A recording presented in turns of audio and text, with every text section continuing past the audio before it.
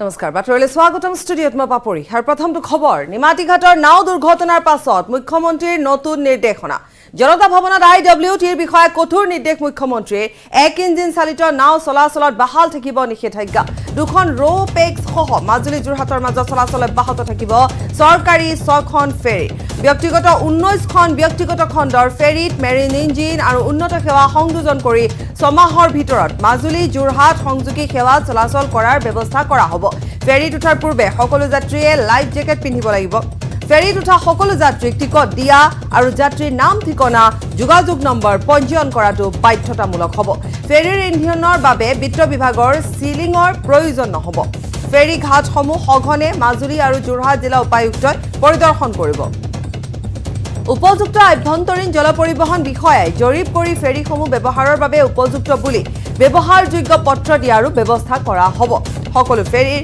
পঞ্জীয়ন বাধ্যতামূলক হ'ব ফেৰী চালক পৰিচালক আৰু ঘাটত থকা নিয়ন্ত্ৰকৰ মাজত উপযুক্ত নেটৱৰ্কৰ দ্বাৰা যোগাযোগ ৰক্ষা কৰিব লাগিব ফেৰীৰ মাষ্টাৰ আৰু ক্ৰিউসকলক প্ৰশিক্ষণ দিয়াৰ ব্যৱস্থা কৰা হ'ব মাজুলীত এটা SDRF দলে কেম্প কৰি থাকিব প্ৰতিটো ঘাটত স্বাস্থ্য কেম্প স্থাপন কৰা হ'ব ৰাজ্যৰ 850খন ব্যক্তিগত নাৱত মেৰিন ইঞ্জিন সংযোগ বিনামূলীয়াকৈ চৰকাৰে কৰি দিব এয়া জীৱন ডিঙা আঁচনিৰ অধীনত হ'ব আৰু এই সন্দৰ্ভত পুনৰ এবাৰ কৈছো যে নিমাতী ঘাটৰ নাও দুৰ্ঘটনাৰ পাছত মুখ্যমন্ত্ৰীয়ে নতুন নিৰ্দেশনা জাৰি কৰিছে জনতা ভৱনত IWTৰ বিষয়াক কঠোৰ নিৰ্দেশ দিছে মুখ্যমন্ত্ৰীগৰাকীয়ে এক ইঞ্জিন চালিত নাও চলাচলত নিষেধাজ্ঞা বাহাল থাকিব দুখন ৰোপেক সহ মাজুলী যোৰহাটৰ মাজত অব্যাহত থাকিব চলাচল চৰকাৰী 6খন ফেৰী ব্যক্তিগত 19খন ফেৰী 19 ব্যক্তিগত খণ্ডৰ ফেৰীত মেৰিন ইঞ্জিন আৰু উন্নত সেৱা সংযোজন কৰি সমাহৰ ভিতৰত মাজুলী যোৰহাট সংযোগী সেৱা চলাচল কৰাৰ ব্যৱস্থা কৰা হ'ব লাইফ জেকেট সকলোৱে পৰিধান কৰিব লাগিব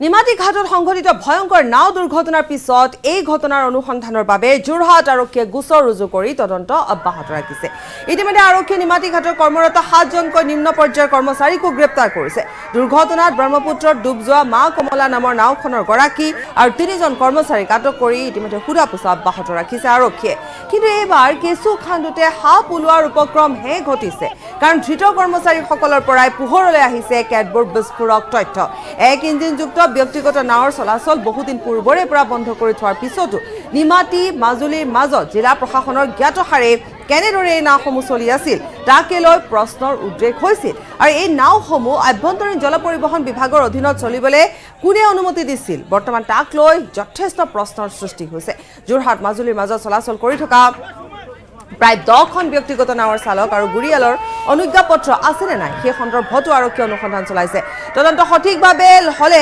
বিভাগটোত থকা বহু গাফিলতি আৰু অনিয়মৰ বাবে দায়বদ্ধ একাংশ উচ্চ পদস্থ বিষয়াৰ মুখা খোল খোৱাৰ পূৰ্ণ সম্ভাৱনা আছে যিখন এখন মা কমলা সেইবোৰ আপোনালোকৰ তাত কেনেকৈ চলি আছে কেনেকৈ মানে তেওঁলোকে মাজুলী প্ৰশাসনৰ লগত যোগাযোগ কৰি আৰু বিভাগীয় আমাৰ কাৰ লগত ইঞ্জিনিয়াৰৰ লগত যোগাযোগ কৰি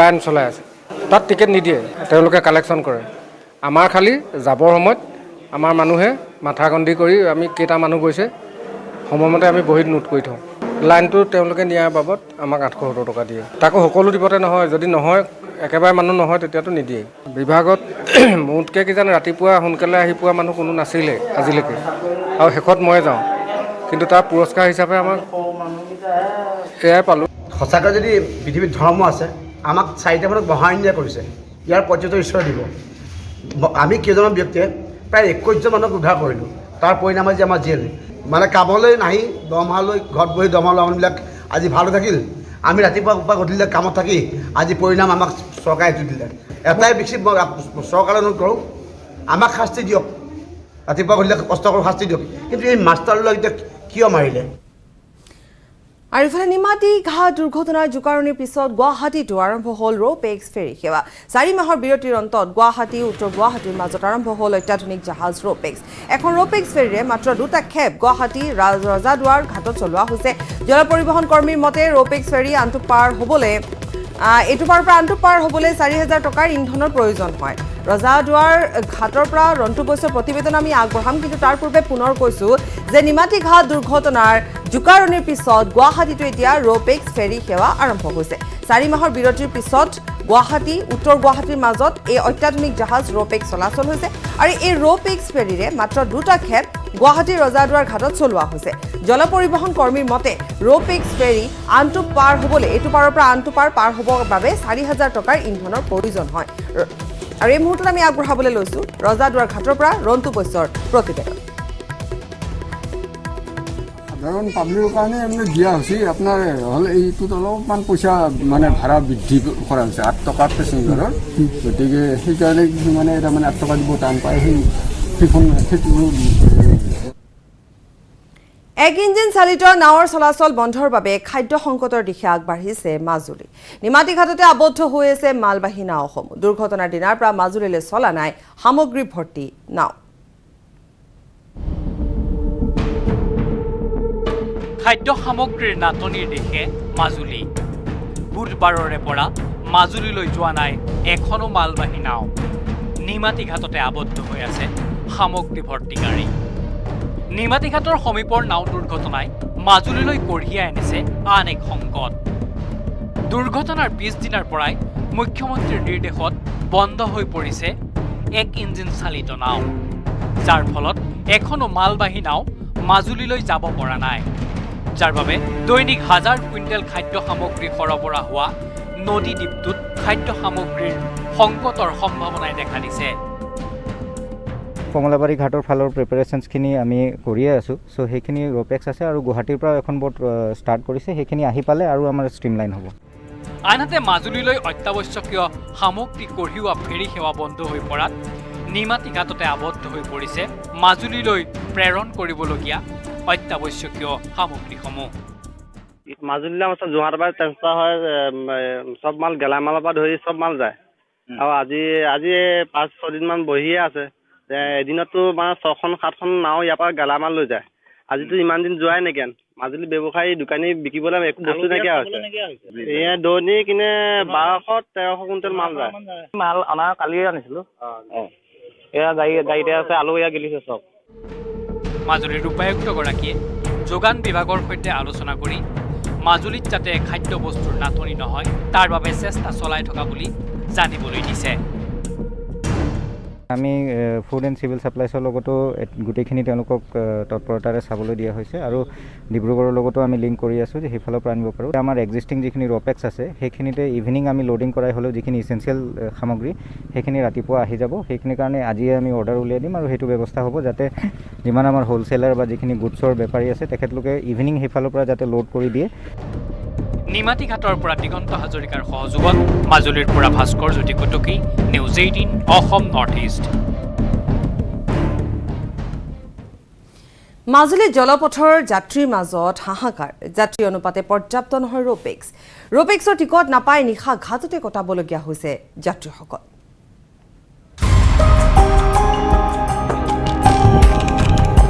অফলামুখ নিমাতীলৈ ৰোপেক্স চলিছে লাইফ জেকেট পিন্ধা 200 লোকে যাতায়াত কৰিছে কিন্তু ৰোপেক্সৰ দুটা ট্ৰিপে পূৰ্বে প্ৰায় 1 ঘণ্টাৰ মূৰে মূৰে চলা ফেৰীৰ জোৰা জানো মাৰিব পাৰিছে শনিবাৰে ৰোপেক্সত টিকট নাপাই ঘাটতে নিশা কটাবলগীয়া হ'ল 10 জনকৈ লোকে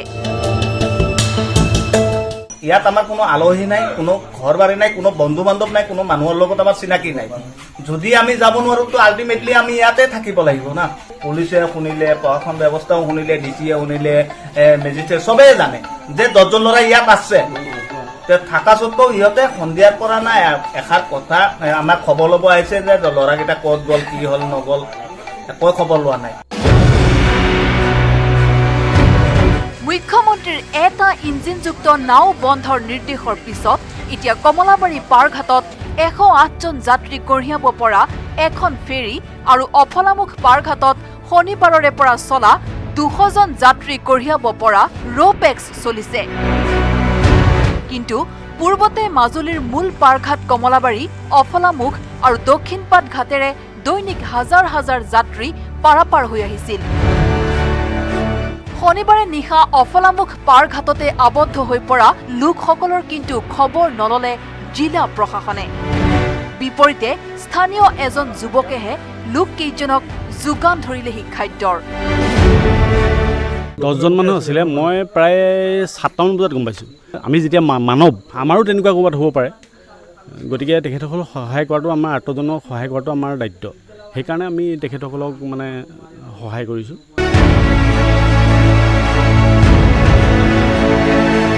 শীঘ্ৰেই আৰু 2খন ফেৰীৰে যাত্ৰীৰ এই অসুবিধা আঁতৰাব বুলি মন্তব্য কৰিছে মাজুলীৰ জিলা উপায়ুক্ত বিক্ৰম কৈৰীয়ে। এতিয়ালৈকে কমলাবাৰী ঘাটৰ ফালৰ প্ৰিপাৰেশ্যনছখিনি আমি কৰিয়ে আছোঁ। চ' সেইখিনি ৰ'পেক্স আছে আৰু গুৱাহাটীৰ পৰা এখন বোট ষ্টাৰ্ট কৰিছে, সেইখিনি আহি পালে আৰু আমাৰ ষ্ট্ৰীমলাইন হ'ব। আৰু 2খন ফেৰী আহিব, মই এতিয়াই কমিশ্যনাৰ ছাৰৰ লগতো পাতিছিলোঁ। চ' এতিয়া আৰু 2খন এডিশ্যনেল ফেৰী আহিব, ডাঙৰ ফেৰী আহিব। মাজুলীৰ পৰা ভাস্কৰ জ্যোতি কটকীৰ report, news 18 Assam north east.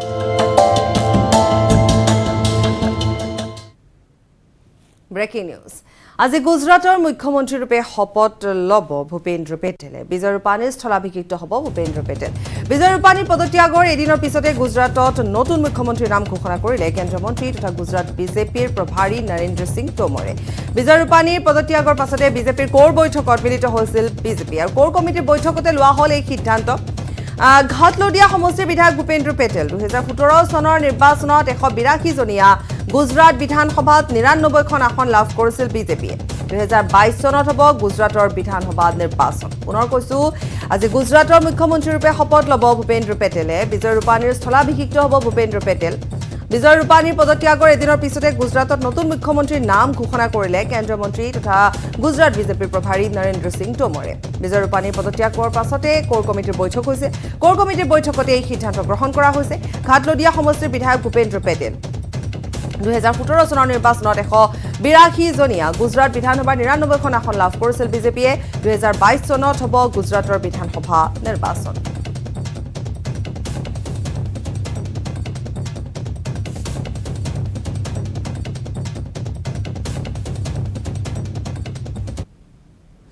Tinsukia জিলাৰ সীমান্তৱৰ্তী অঞ্চল জাগুনৰ টিংকুপানী সংৰক্ষিত বনাঞ্চলৰ পৰা এগৰাকী আলফা স্বাধীনৰ মহিলা সদস্যক আটক কৰা হৈছে।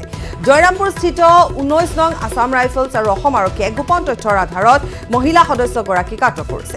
আটকাধীন সদস্যগৰাকীৰ নাম পূৰ্ণিমা বৰা, যাৰ বয়স হৈছে 37 বছৰ, আৰু মিণ্টু অসম ওৰফে মিণ্টু অসম বুলি তেওঁক চিনাক্ত কৰা হৈছে। পূৰ্ণিমা বৰা ওৰফে মিণ্টু অসমৰ ঘৰ গোলাঘাটৰ সৰু পথাৰত। তিনিচুকীয়া জিলাৰ সীমান্তৱৰ্তী অঞ্চল জাগুনৰ টিংকুপানী সংৰক্ষিত বনাঞ্চলৰ পৰা এগৰাকী আলফা স্বাধীনৰ মহিলা সদস্য আটক হৈছে।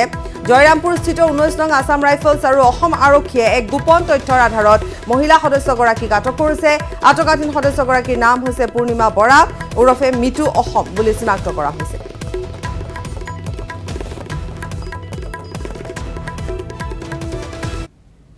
উপনিৰ্বাচনৰ বতাহ নবলুতে আহিল ফণী। ভৱানীপুৰত উপনিৰ্বাচনৰ ৰণডংকা বজালে বিজেপি ফণীধৰ তালুকদাৰক সংগ দিলে মন্ত্ৰী বিমল বৰা আৰু মুখ্যমন্ত্ৰীৰ ৰাজনৈতিক সচিব জয়ন্ত মল্ল বৰুৱাই।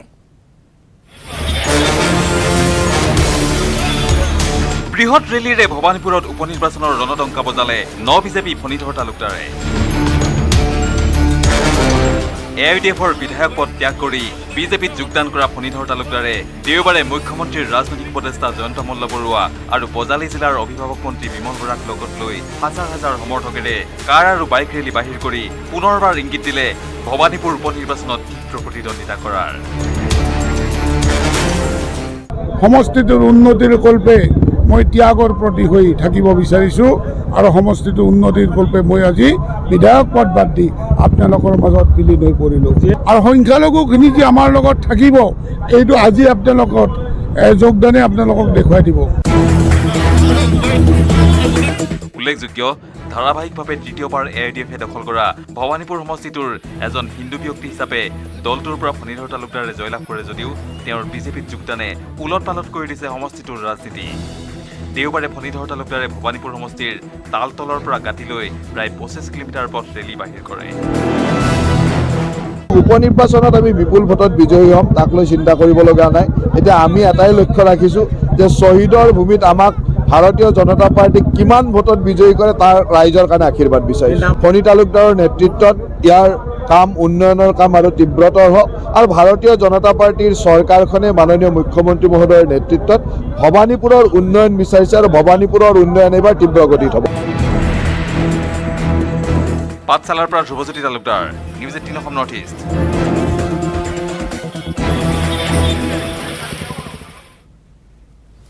তেজপুৰৰ টেঙাবস্তিত জব্দ হৈছে এটা ইঞ্জিন চালিত নাও। দীৰ্ঘদিন ধৰি জীয়া ভৰলী বুকুত চলি আছিল নাওখন। বৰঘাট আৰক্ষীৰ সহযোগত তেজপুৰ সদৰ ৰাজচক্ৰ বিষয়াই জব্দ কৰিছে নাওখন।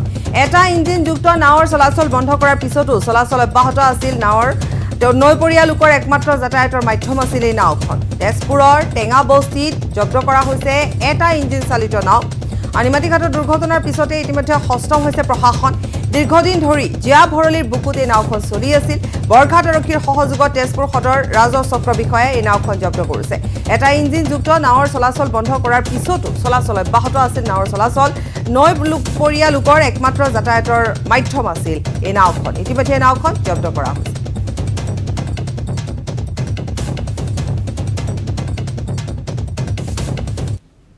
আন এক ব্ৰেকিং নিউজ, নগাঁও ADP কলেজৰ প্ৰবক্তাক আক্ৰমণ। প্ৰবক্তা তথা বিশিষ্ট কবি ডক্টৰ অজিত ভৰালীক আক্ৰমণ কৰা হৈছে। বিজেপি কৰ্মীৰ বিৰুদ্ধে আক্ৰমণৰ অভিযোগ। বিজেপিৰ ৱাৰ্ড মেম্বাৰ মৃদুল দাসৰ বিৰুদ্ধে আক্ৰমণৰ অভিযোগ। হেলমেটেৰে প্ৰবক্তাগৰাকীক আক্ৰমণ কৰে। মূৰত গুৰুতৰভাৱে আঘাত পাইছে অজিত ভৰালীয়ে। ভৰালীৰ কন্যাকো শাৰীৰিকভাৱে অপদস্থ কৰাৰো অভিযোগ উত্থাপিত হৈছে। হৈবৰগাঁও আৰক্ষী চকীত এজাহাৰ দাখিল কৰা হৈছে। নগাঁও ADP কলেজৰ প্ৰবক্তাক আক্ৰমণ কৰা হৈছে। প্ৰবক্তা তথা বিশিষ্ট কবি ডক্টৰ অজিত ভৰালীক আক্ৰমণ কৰিছে। বিজেপি কৰ্মীৰ বিৰুদ্ধে আক্ৰমণৰ অভিযোগ উত্থাপিত হৈছে। বিজেপিৰ ৱাৰ্ড মেম্বাৰ মৃদুল দাসৰ বিৰুদ্ধে আক্ৰমণৰ অভিযোগ। হেলমেটেৰে প্ৰবক্তাগৰাকীক আক্ৰমণ কৰে। মূৰত গুৰুতৰভাৱে আঘাত পাইছে। ভৰালীৰ কন্যাকো শাৰীৰিকভাৱে অপদস্থ কৰাৰ অভিযোগ উত্থাপিত হৈছে। হৈবৰগাঁও আৰক্ষী চকীত ইতিমধ্যে এজাহাৰ দাখিল কৰা হৈছে। মূৰত মোক হেলমেট দি আঘাত কৰিলে। যেতিয়া মোৰ ছোৱালীজনীক তেনেকৈ মাৰিলে, তাই বুকুত যেতিয়া মাৰি দিয়াৰ লগে মই নামি গৈ পেলাই মানুহগৰাকীক ক'বলৈ যাওঁতেই মানুহজনে অতৰ্কিতে মোৰ মূৰত মাৰি দিলে। আৰু মই তেতিয়া মোৰ একো চেঞ্চ নাছিল মাৰি দিওঁতে। বেলেগ এজন ল'ৰাই মোক গাড়ীত লৈ, তাৰে ওচৰৰে ল'ৰা এজনে, তেওঁ বিজেপি কৰ্মী হয় নে নহয় নাজানো, কিন্তু তেওঁৰ মিছেছ মৃদুল দাস, তেওঁৰ মানে মানুহগৰাকী বিজেপি কৰ্মী বুলি জানো। তেওঁ ৱাৰ্ড মেম্বাৰ আৰু মানুহজন তেওঁ কি কথা নাজানো, কিন্তু মই শুনামতে মানুহজন আগতে মানে কিডনেপিং কেছ এটাত হেৰি হৈছিল। মই এজাহাৰ দাখিল কৰিছোঁ আৰু মোক তেওঁলোকে চিভিলত লৈ গৈছিল। মোৰ চিলনি পৰিছে। আৰু এই ঘটনা সন্দৰ্ভত ইতিমধ্যে জনাইছে ডক্টৰ অজিত ভৰালীয়ে ইতিমধ্যে জনাইছে ঘটনা কেনেকৈ সংঘটিত হ'ল, কিন্তু কি কাৰণত সংঘটিত হ'ল, বা যিহেতু ইতিমধ্যে কোৱা হৈছে যে পিতৃ আৰু কন্যা দুয়োগৰাকীকে আক্ৰমণ কৰা হৈছে। গতিকে অভিযোগ উত্থাপন হৈছে। ইতিমধ্যে আমি কৈছোৱে। আমি নীলোৎপলৰ সৈতে সংযুক্ত হৈছোঁ। নীলোৎপলে আমাক ঘটনাৰ সবিশেষ জনাব পাৰিব। নীলোৎপল, আপোনাৰ পৰা জানিম আমি সকলো। হয়, নিশ্চয় পাপৰি এটা কথা ক'ব লাগিব যে যি এগৰাকী প্ৰবক্তা তথা বিশিষ্ট কবি ডক্টৰ অজিত ভৰালীক আক্ৰমণ কৰা হৈছে আৰু এগৰাকী বিজেপি কৰ্মী মৃদুল দাস নামৰ এগৰাকী বিজেপি কৰ্মীৰ বিৰুদ্ধে অভিযোগ উঠিছে। আৰু সমগ্ৰ ঘটনাৰ সূত্ৰপাত হৈছিলে পাৰ্কিঙক লৈ পেলাই। প্ৰকৃতত খেনচোৱা ৰেলৱে ক্ৰছিঙৰ ওচৰত অজিত ভৰালীয়ে তেওঁৰ কন্যাৰ সৈতে নগাঁও চহৰলৈ আহি থাকোঁতে তেওঁ সেইখিনি গাড়ীখন পাৰ্ক কৰিছিলে আৰু গাড়ী সেই সময়তে মৃদুল দাসে তেওঁৰ পত্নীৰ সৈতে বাইকত আহি আছিলে, মটৰচাইকেলত আহি আছিলে। আৰু পাৰ্কিঙক লৈ পেলাই দুয়োৰে মাজত তৰ্কাতৰ্কি হয়। আৰু সেই তৰ্কাতৰ্কিৰ পিছতেই হঠাৎ হাতত থকা হেলমেটেৰে মৃদুল দাসে ডক্টৰ অজিত ভৰালীৰ মূৰত কোবাই, যাৰ ফলত অজিত ভৰালীয়ে মূৰত যথেষ্ট আঘাত পায় আৰু তেওঁ মূৰ ফাটিছে, কেইবাটাও চিলনি পৰিছে মূৰত। আৰু তেওঁৰ কন্যাকো যি অভিযোগ আছে, অভিযোগ অনুসৰি তেওঁৰ কন্যাকো মৃদুল দাসৰ পত্নীয়ে আক্ৰমণ কৰে, শাৰীৰিকভাৱে অপদস্থ কৰে। আৰু এই ঘটনাৰ পিছতেই অৱশ্যে কেইগৰাকীমান বিজেপিৰে কৰ্মীয়ে তেওঁক লৈ আনি হস্পিটেলত ভৰ্তি কৰে, চিকিৎসালয়ত ভৰ্তি কৰে। আৰু ডক্টৰ অজিত ভৰালীয়ে নগাঁও হৈবৰগাঁও আৰক্ষী চকীত মৃদুল দাসৰ বিৰুদ্ধে এজাহাৰ দাখিল কৰে। অৱশ্যে মৃদুল দাসেও তাৰপিছত অজিত ভৰালীয়ে আক্ৰমণ কৰা বুলি আন এখন এজাহাৰ দাখিল কৰিছে যদিও আৰক্ষীয়ে কিন্তু বৰ্তমান মৃদুল দাসক বিচাৰি অভিযান চলাইছে। মৃদুল দাস বৰ্তমান পলাতক অৱস্থাত আছে। আৰু এই ঘটনাই সমগ্ৰ নগাঁৱৰ বৌদ্ধিক মহলত তীব্ৰ চাঞ্চল্য সৃষ্টি কৰিছে। কাৰণ যিহেতু ডক্টৰ অজিত ভৰালী এগৰাকী অসমীয়া বিভাগৰ প্ৰবক্তা, লগতে এগৰাকী প্ৰতিষ্ঠিত কবি, গতিকে তেওঁক এইদৰে ৰাজপথত আক্ৰমণ কৰা বা মাৰপিট কৰাৰ ঘটনাই সমগ্ৰ নগাঁৱৰ তীব্ৰ চাঞ্চল্য সৃষ্টি কৰিছে আৰু বৌদ্ধিক মহলে তীব্ৰ গৰিহণা দিছে। আৰু বৰ্তমান আৰক্ষীয়ে এই ঘটনাৰ যি দোষী মৃদুল দাসক বিচাৰি অভিযান আৰম্ভ কৰিছে, কিন্তু বৰ্তমানলৈকে মৃদুল দাসক বিচাৰি পোৱা নাই আৰু এই ঘটনা সংক্ৰান্তত বৰ্তমান আৰক্ষীয়ে তদন্ত অব্যাহত ৰাখিছে। নিৰুৎপল, ধন্যবাদ জনাইছো। আৰু ইতিমধ্যে ঘটনা সন্দৰ্ভত নিৰুৎপলে আমাক জনালে যে মৃদুল দাসৰ বিৰুদ্ধে আৰু তেওঁৰ পত্নীৰ বিৰুদ্ধে আক্ৰমণৰ অভিযোগ উত্থাপিত হৈছে। ইতিমধ্যে এজাহাৰ দাখিল কৰা হৈছে। ভৰালীৰ কন্যাকো অপদস্থ কৰাৰ অভিযোগ উত্থাপিত হৈছে। মৃদুল দাসক বিচাৰিছে আৰক্ষীয়ে, কিন্তু পৰ্যন্ত মৃদুল দাসক ধৰিব পৰা নাই বা কৰায়ত্ব কৰিব পৰা নাই।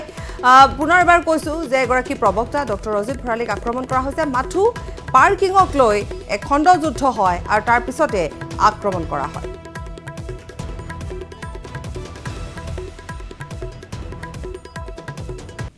স্বাগতম বিৰতিৰ পাছত এই মুহূৰ্তৰ আন এটা ব্ৰেকিং নিউজ। মাজুলীৰ অফলামুখ ঘাটত যাত্ৰীৰ অভাৱনীয় ভিৰ। ঘণ্টা ঘণ্টা ধৰি অপেক্ষা, লাইনত ৰোগীসহ বহু যাত্ৰী ঘণ্টা ঘণ্টা ধৰি অপেক্ষা কৰি আছে আৰু ৰোগীসহ বহু যাত্ৰী অপেক্ষা কৰি আছে। যোৰহাটলৈ যোৱাৰ বাবে অপেক্ষা কৰিছে যাত্ৰীসকলে। ঘণ্টা ঘণ্টা ধৰি যিহেতু যাত্ৰীসকলে অপেক্ষা কৰিবলগীয়া হৈছে, গতিকে এটা হাহাকাৰ পৰিস্থিতিৰ তাত উদ্ভৱ হৈছে। অভাৱনীয় এক ভিৰ, যথেষ্ট সংখ্যক লোকে শাৰী পাতিছে, অপেক্ষা কৰি আছে। তাৰ ভিতৰত ৰোগীসকল আছে। যোৰহাটলৈ যোৱাৰ বাবে অপেক্ষা কৰিছে যাত্ৰীসকলে। নিমাতী ঘাটৰ সেই দুৰ্ঘটনাৰ পিছতে যিহেতু যেনেধৰণৰ এটা পৰিস্থিতি বা পৰিৱেশৰ সৃষ্টি হৈছে, তাৰ মাজত এতিয়া দেখিবলৈ পোৱা গৈছে এনে ধৰণে যাত্ৰীসকলে ভিৰ কৰিছে। কিছু ভিজুৱেলছ আমাৰ হাতত আহি পৰিছে। এই মুহূৰ্তত আমি সংযুক্ত হৈছোঁ ফোনযোগে ভাস্কৰৰ সৈতে। ভাস্কৰ যদি আমাক অধিক জনাব এই সন্দৰ্ভত। ভাস্কৰ।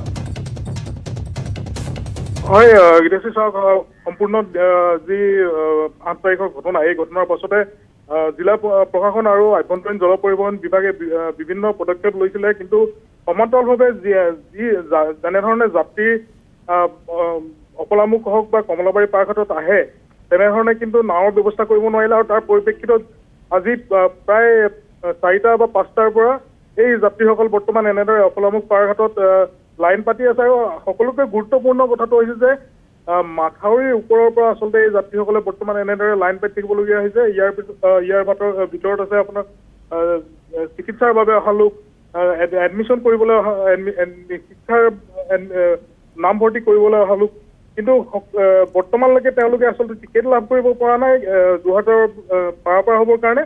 আৰু সকলোতকৈ এই যাত্ৰীসকলে বৰ্তমান অভিযোগ উত্থাপন কৰিছে যে ইয়াত যিসকল আভ্যন্তৰীণ জল পৰিবহণ বিভাগৰ লোক আছে, সেই লোকসকলে টিকেট দিওঁতে খেলি মেলি কৰিছে। এজন লোকক 3-4টাকৈ টিকেট দিছে বুলি বৰ্তমান আমাৰ আগত জানিবলৈ দিছে। সেই কথা বৰ্তমান আৰক্ষী লোককো অৱগত কৰিছে এইসকল যাত্ৰী, কিন্তু বৰ্তমানলৈকে আচলতে কোনো ধৰণৰ তদন্ত কৰা দেখা পোৱা নাই। আৰু যিখন ৰ'পেক্স ফেৰী বৰ্তমান ইয়াত আছে, সেই ৰ'পেক্স ফেৰীখনৰ 200টা টিকেট ইতিমধ্যে শেষ হোৱাত এইসকল যাত্ৰী বৰ্তমান এনেদৰে আচলতে ৰ'দত পৰি থাকিবলগীয়া হৈছে। অৰ্থাৎ ভাস্কৰ, যি ধৰণৰ আজি এটা পৰিস্থিতিৰ সৃষ্টি হৈছে, যেতিয়ালৈকে অন্য এটা ব্যৱস্থা নহয়, কাৰণ ইতিমধ্যে আপুনি কৈছে যে ৰ'পেক্সত মাত্ৰ 200গৰাকী যাত্ৰীহে যিহেতু যাব পাৰে, গতিকে অন্য ধৰণে যদি বা ফেৰী সেৱা যদি অন্য ধৰণে ব্যৱস্থা নকৰে, তেতিয়াহ'লে অনাগত দিনসমূহতো প্ৰায় একেধৰণৰ এটা পৰিস্থিতিৰ উদ্ভৱ হ'ব। কাৰণ এওঁলোকৰ মাজত ৰোগী আছে বা যিহেতু আপুনি কৈছে যে যথেষ্ট সমস্যা থাকে বা ব্যৱসায়িক কথা থাকে, গতিকে যোৰহাটলৈ যাবলৈ এই ধৰণে লোকসকলে ইতিমধ্যে তাত শাৰী পাতিছে, কিন্তু তেওঁলোকে টিকট ক্ৰয় কৰিব পৰা নাই। মাথো 200 যাত্ৰীহে যিহেতু গৈছে, আৰু লগতে অভিযোগো তেওঁলোকে বহুখিনি দিছে বুলি আপুনি ইতিমধ্যে কৈছে। ভাস্কৰ, হয়, নিশ্চিতভাৱে আচলতে সকলো ইয়াত যি সমস্যা উদ্ভৱ হৈছে, এই সমস্যাৰ একমাত্ৰ সমাধান হ'ল ইয়াত পৰ্যাপ্ত পৰিমাণে ফেৰী লাগিব। আৰু সেই ফেৰী যেতিয়ালৈকে ইয়াত উপস্থিত নহয়, যিহেতু আমি উপায়ুক্তগৰাকীৰ লগত যেতিয়া কথা পাতিছিলোঁ, তেতিয়া আমাক উপায়ুক্তগৰাকীয়ে জানিবলৈ দিছিলে যে 2খনকৈ নতুন ফেৰী এই অফলামুখ ঘাটলৈ আহি আছে, কিন্তু বৰ্তমানলৈকে সেই ফেৰীসমূহৰ ব্যৱস্থা জিলা প্ৰশাসন হওক বা আভ্যন্তৰীণ জল পৰিবহণ বিভাগে কৰিব পৰা নাই। আৰু তাৰ পৰিপ্ৰেক্ষিতত বৰ্তমান যাত্ৰীসকলৰ এনেদৰে হাহাকাৰ অৱস্থা হৈছে। বিভিন্ন কামত আচলতে যোৰহাট জিলাৰ লগত পূৰ্বৰ পৰা প্ৰত্যক্ষ যোগাযোগ আছিলে, বিভিন্ন কামত হাজাৰ হাজাৰ যাত্ৰী দৈনিক পাৰ হৈছিলে, কিন্তু বৰ্তমান সময়ত এইসকল যাত্ৰী এখন ফেৰীৰে পাৰাপাৰ হ'বলগীয়া হৈছে। প্ৰায় সহস্ৰাধিক যাত্ৰী বৰ্তমান ইয়াত উপস্থিত আছে, কিন্তু তাৰ আচলতে ভাস্কৰ শেষ প্ৰশ্ন যে ভাস্কৰ, এই যিহেতু ৰ'পেক্স সেৱা হওক বা এই যিটো যাতায়াত, এই যাতায়াতৰ ক্ষেত্ৰত যদি পূৰ্বৰে পৰা কিছু পৰিকল্পিতভাৱে ব্যৱস্থা থাকিলেহেঁতেন হয়, তেতিয়াহ'লে সেই দুৰ্ঘটনাও নঘটিলেহেঁতেন হয়, আৰু হয়তো আজি এনেধৰণৰ এটা অচলাৱস্থাৰো সৃষ্টি নহ'লহেঁতেন হয়। ভাস্কৰ, নিশ্চিতভাৱে, কাৰণ এই সমগ্ৰ ঘটনাটোৱে ঘটিছে যে এই যিখন ছিংগুল ইঞ্জিন নাও, এই ছিংগুল ইঞ্জিন নাৱৰ আচলতে নিৰাপদ নহয় আৰু নিৰাপদ নোহোৱাৰ কাৰণে এনেধৰণৰ ঘটনা ঘটিছে। কিন্তু তাৰ সমান্তৰালভাৱে যদি পূৰ্বৰে পৰা এইসমূহ চলি থাকিলে তেতিয়া এনেধৰণৰ সমস্যাৰ সৃষ্টি নহ'লেহেঁতেন। আজিৰ যি পৰিস্থিতি, এই পৰিস্থিতিৰ সৃষ্টি হ'ল। ধন্যবাদ জনাইছো। আজিৰ এই পৰিস্থিতিৰ সৃষ্টি নহ'লহেঁতেন। গতিকে আজি যাত্ৰীৰ মাজত হাহাকাৰ অৱস্থাৰ সৃষ্টি হৈছে বা অতি তাৎক্ষণিকভাৱে অতি ততাতৈয়াকৈও উপায়ুক্তই ইতিমধ্যে কৈছে যে দুখনকৈ পুনৰ আহি আছে ফেৰী। কিন্তু তথাপিতো সময় যিহেতু খুব এটা দেখিবলৈ পোৱা গৈছে যে কম সময়ৰ ভিতৰত সকলোখিনি তাত ব্যৱস্থা কৰাৰ ক্ষেত্ৰতো যথেষ্ট সমস্যাৰ সৃষ্টি হৈছে। গতিকে সমস্যা কিন্তু বা দুৰ্ভোগ কিন্তু ভুগিবলগীয়া হৈছে সাধাৰণ ৰাইজে, কাৰণ তেওঁলোকে ব্যৱসায় বাণিজ্যৰ বাবে যোৰহাটলৈ যাব লাগিব, তেওঁলোকে ৰোগীসকলৰ চিকিৎসাৰ বাবে যাব লাগিব, কোনো হয়তো ছাত্ৰ আছে। গতিকে এনেধৰণৰ এটা আজিৰ এয়া দৃশ্য আমি দেখুৱাইছোঁ, পুৱাৰ ভাগৰ দৃশ্য আমি দেখুৱাইছোঁ। এনে এটা অভাৱনীয় পৰিস্থিতিৰ সৃষ্টি হৈছে, হাহাকাৰ অৱস্থাৰ সৃষ্টি হৈছে অফলামুখ ঘাটত।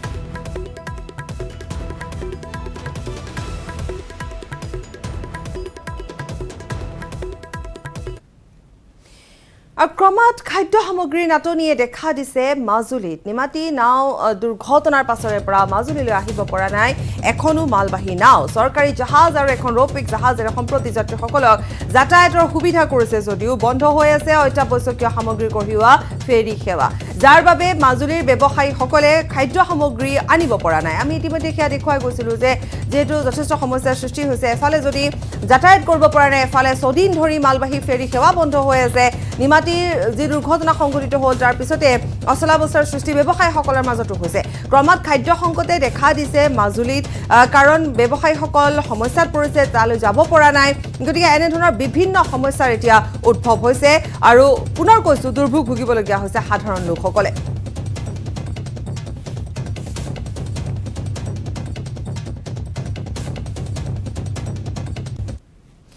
উপনিৰ্বাচনত বৃদ্ধিহে হ'ব বিজেপিৰ ভোট। অখিল গগৈ ভোট বৃদ্ধিত সহায় কৰিব।